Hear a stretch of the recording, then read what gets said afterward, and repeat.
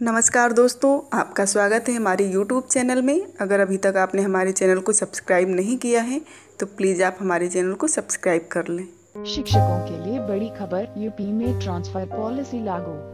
लखनऊ, मुख्यमंत्री योगी आदित्यनाथ की अध्यक्षता में हुई कैबिनेट बैठक में वर्ष 2017-18 के लिए राजकीय हाई स्कूल व इंटर कॉलेजों के शिक्षकों की स्थानांतरण नीति पर मुहर लग गई। यह नीति पहली बार बनाई गई है।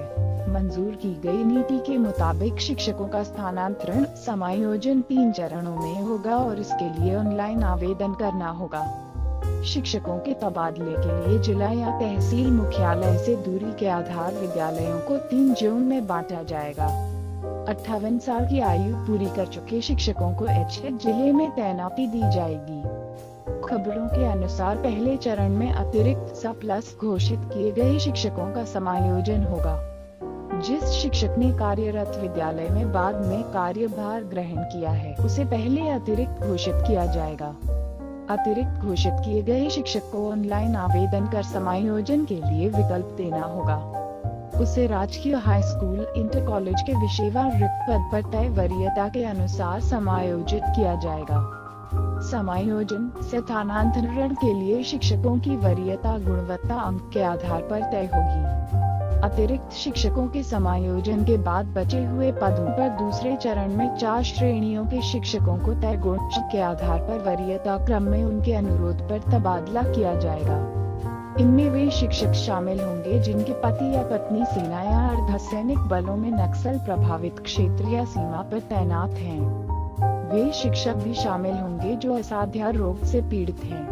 स्थानांतरण वर्ष की 30 जून को जिन शिक्षकों की आयु 58 साल पूरी हो चुकी है उन्हें एचएच जिले में तैनाती दी जाएगी। यदि पति पत्नी दोनों सरकारी सेवा में अलग अलग जिलों में तैनात हैं तो उन्हें एक जिले में तैनाती दी जाएगी। इसके बाद तीसरे चरण में अन्य बचे हुए शिक्षकों का गुणवत्ता अंक के आधार पर वरीयता क्रम में तबादला किया जाएगा। एक से अधिक शिक्षकों के गुणवत्ता अंक समान होने पर संवर्ग में वरिष्ठ शिक्षक को वरीयता दी जाएगी। राजकीय महाविद्यालयों के शिक्षकों को तबादले के लिए देने होंगे 3 विकल्प। कैबिनेट ने राजकीय महाविद्यालयों के शिक्षकों के लिए स्थानांतरण नीति को मंजूरी दे दी है। इन शिक्षकों को तबादले के लिए ऑनलाइन आवेदन करना होगा और 3 विकल्प देना होगा। शिक्षक का तबादला नीति के तहत निर्धारित गुण के सापेक्ष शिक्षक द्वारा अर्जित अधिकतम अंकों के आधार पर किया जाएगा। ऐसे शिक्षक जिनके पति या पत्नी सेना या अर्धसैनिक बलों में नक्सल प्रभावित क्षेत्र या सीमा पर तैनात हैं या वे जो असाध्य रोग से पीड़ित हैं या वे पति पत्नी जो दोनों राजकीय महाविद्यालय की सेवा में हैं, उनका तबादला जहां तक संभव होगा उनकी इच्छा के अनुसार किया जाएगा। कैबिनेट ने राज्य स्तरीय पुरस्कार नियमावली 2017 को मंजूरी दे दी है।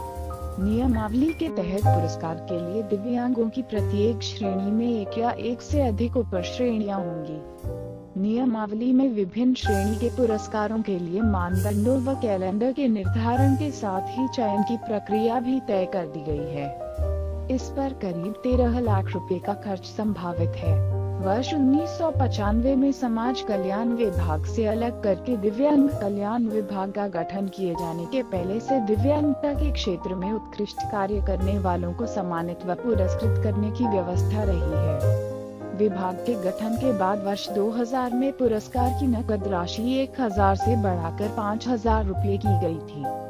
समायोजन में यथासंभव नहीं शामिल होंगे ये शिक्षक जिनके पति या पत्नी सेना, केंद्रीय अर्धसैनिक बलों में कार्यरत हैं और नक्सल प्रभावित क्षेत्रों सीमा पर तैनात हैं, जो कैंसर, HIV, किडनी या लिवर की गंभीर बीमारी से पीड़ित हैं, जिनकी आयु स्थानांतरण वर्ष की 30 जून को 58 वर्ष पूरी हो चुकी है, पति पत्नी दोनों सरकारी सेवा में उसी जिले में तैनात हों, जिन्हें राष्ट्रीय राज्य पुरस्कार मिला हो, ऐसे बंटेंगे जोन जिले की म्यूनिसिपल सीमा या जिला मुख्यालय से 8 किमी की दूरी तक, जो भी अधिक हो। जोन ऋण 1 तहसील मुख्यालय से 2 किमी तक की दूरी। जोन ऋण 2 इनके अलावा बाकी क्षेत्र। जोन ऋण 3 ऐसे तय होंगे गुणवत्ता अंक। दिव्यांग शिक्षकों के लिए दिव्यांगता के आधार पर 10 सेकंड 20 अंक। पति पत्नी या बच्चों के अपंग होने या असाध्य रोग से ग्रस्त होने पर 10 अंक। राष्ट्रीय राज्य पुरस्कार प्राप्त शिक्षकों के लिए 10 अंक। विधवा